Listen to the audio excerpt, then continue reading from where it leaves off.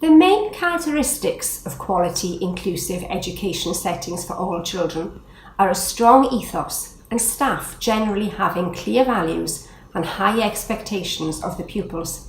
In our school, for instance, pupils are encouraged and taught to engage and interact with each other throughout the lessons and throughout all nurturing activities such as breakfast, where we all sit around the table and are encouraged to chat and take turns and generally act as a family. Within the inclusive classroom, all pupils are valued for their individuality and are supported to learn along their individual pathway, whatever that may be. In the inclusive classroom, no two learners are the same, and each is treated with the individual respect they deserve. Technology is used to great effect, and this can be particularly good at encouraging all pupils to achieve, and the expected outcomes can be highly differentiated according to ability, without stigmatizing anyone.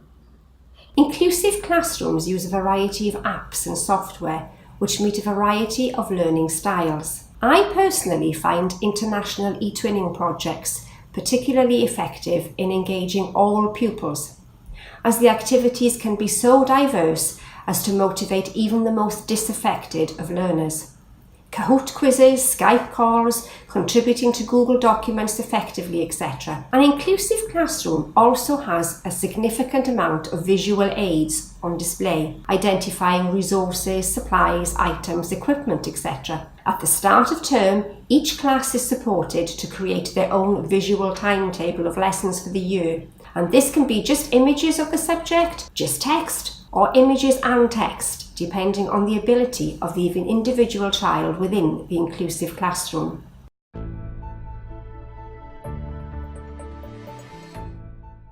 In terms of pedagogy used, generally in an inclusive classroom, each pupil in a school has an individual education plan, an IEP.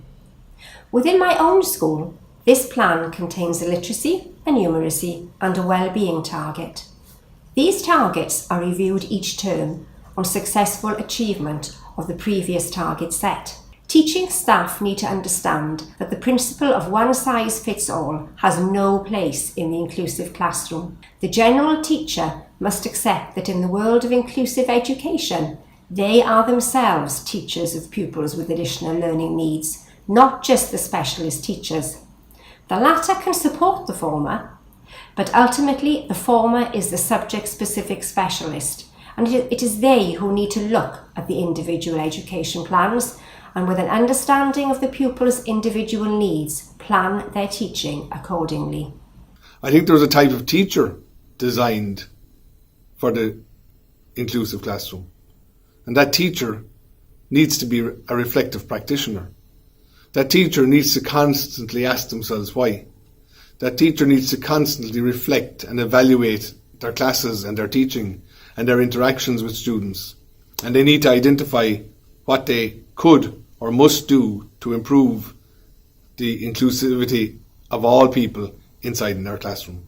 Therefore, it is accurate to say that the inclusive classroom does expect more of the general teacher than in the past. Teachers need to use their professional skills and judgment and be adaptable and willing to be flexible in the teaching of their subject. One inclusive pedagogical approach is that the topic must be prepared in multiple ways so as to engage all pupils in the learning process.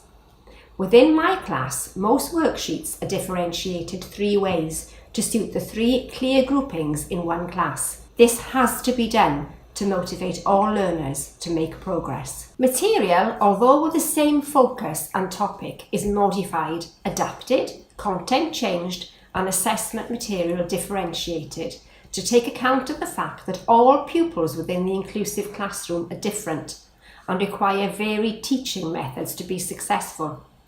Some pupils may get extra time to do assessment tests. Some may do their tests on the computer as opposed to paper-based. Tasks may be differentiated for individual pupils. Cooperative and collaborative learning may take place within groups or pairs. The pedagogy here is to engage all pupils in the learning process. The process must be safe, yet sufficiently challenging to meet all individual needs. But you have to you have to be reflective about your own environment and see what you can do And the number one thing that it has to do with, it has to respond to the students' needs. So you look at your students, your context, and see what suits them best.